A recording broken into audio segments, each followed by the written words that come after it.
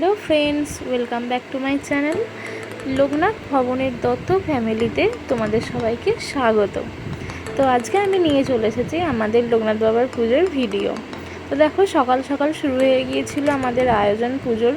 আমার বর ওখানে ঠাকুরকে সাজাতে ব্যস্ত হয়ে গিয়েছিলো, স্নান টান করেও সকালবেলা থেকে শুরু হয়ে গিয়েছিলো। বাবার ধুতি পরানো, বাবাকে ভালো করে ফুলের মালা দিয়ে সব কিছু দিয়ে সাজানো, আর আমি কাটছিলাম সবজি রান্নার, যেগুলো বাবার ভোগে রান্না করা হবে সেই সব সবজিগুলো আমি কেটে দিচ্ছিলাম। এবছর আর মা পারেনি, আগের বছরে যেমন তোমরা দেখেছিলে মা বসেছিল, এবছর মায়ের শরীরটা একটু খারাপের জন্য মাকে আমি আর বসতে দিইনি। তো তারপর হয়ে গেছিলো শুরু বাড়ির রান্না বান্না, সব ঠাকুরের যত রান্না ছিল সবই আমার বর করছিল, কারণ ওই একমাত্র করে, আমি করি না রান্না। এবং আমি করি না বলা ভুল, কারণ আমাকে বাইরের দিকটাও হ্যান্ডেল করতে হয়। বাইরেও যারা আমাদের আত্মীয়স্বজনরা আসেন তাদেরকে বাড়ির যে খাবার, মানে বাড়িতে যেগুলো আমি বানাই ঘরের সবার আত্মীয়স্বজনদের খাওয়ার জন্য, লুচি তরকারি, সেইগুলো আমি করছিলাম সব। তো এই কারণে আমি ঘরের রান্নাটা, ঠাকুরের রান্নাটা আমি আর করি না, ওই করে। তো চলো তোমরা দেখতে থাকো কেমন লাগছে বলো।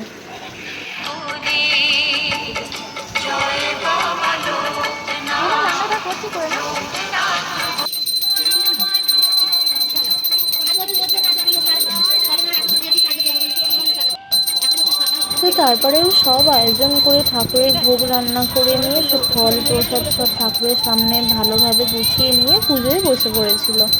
তো পুজোতে বসতে বসতে সময় লেগে গেছিলো, তবু ওই 2টো থেকে 2:30টার মধ্যে, কারণ অত কিছু করে গুছিয়ে তো একা হাতে পারে না অতটা তাড়াতাড়ি করতে। তো তোমরা দেখতেই পাচ্ছ এখানে কত রকমের আমরা আয়োজন করেছিলাম, খিচুড়ি, পায়েস, একটা লাবড়ার তরকারি, চাটনি, সব কিছুই ছিল। মোটামুটি যতটা পেরেছি আয়োজন করেছি। তো সেদিন আমার মারাও এসেছিলো। এইটা হলো, তো তোমরা জানো, এর আগেও দেখেছো, আমার বোনের হাজব্যান্ড। আর আমার বোন এসেছিলো, মা এসেছিলো, আর সবাই মিলে আমরা খুব আনন্দ করছিলাম। তো এই যে দেখো, বোন শুয়ে আছে, আমার শাশুড়ি মা বসে আছে, আর আমার মাও বসে আছে। এই যে আমি মাকে বলছি একটু তুমি হাই করে দাও। তো মা এখানে হাই করে দিচ্ছিল, আর সবাই মিলে আমরা খুব আনন্দ করছিলাম। এটা ছিল দুপুরবেলা বিকেলবেলার সময়গুলো। তারপরেই পুজো টুজো সমস্ত যখন কমপ্লিট হয়ে যায়, তারপরে আস্তে আস্তে সন্ধ্যে থেকে আমাদের বাড়ির সমস্ত লোকজন আসা শুরু করে দিয়েছিলো, যাদের আমি নিমন্ত্রণ করেছিলাম, আমি বলাকুল আমরা সবাই।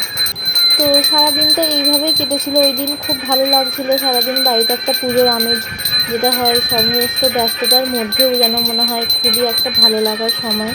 তো তারপরে আমি সব কিছু আয়োজনগুলো দেখছিলাম আস্তে আস্তে, যারা যারা পুজো দিতে আসছিলো তাদের পুজোগুলো নিয়ে ওর হাতের কাছে দিচ্ছিলাম।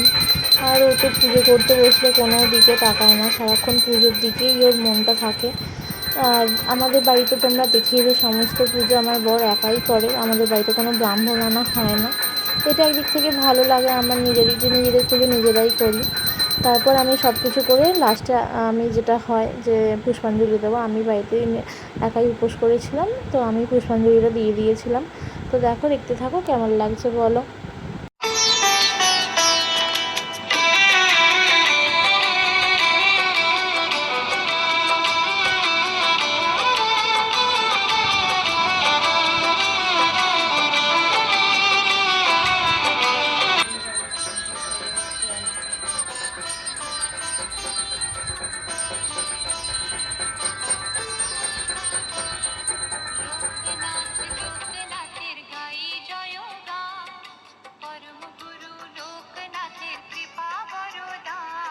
তো সব কিছুর মাঝখানে বোন আমাকে একটু হেল্প করে দিচ্ছিলো, আমি লুচিগুলো ভাজছিলাম, আর ও আমায় লুচিগুলো বেলে বেলে দিচ্ছিলো। তো তাড়াতাড়ি হয়ে গেছিলো, তাতে আমার সুবিধেই হয়েছিল।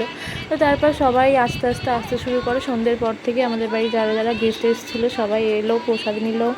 তো সারাদিনটা ভালো করেই কাটলো। মায়েদের ছেড়ে দিয়ে এলাম, বাসে তুলে দিয়ে এসেছিলাম, মায়েরা বাড়ি পৌঁছে গিয়েছিলো।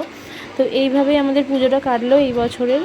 তোমাদের কেমন লাগলো অবশ্যই জানিও, আর আমাকে যদি এরকম ভিডিও আরও পেতে চাও তো একটু সাবস্ক্রাইব করে দিও। তো চলো, আজকের মতন টাটা, সবাই ভালো থেকো, সুস্থ থেকো।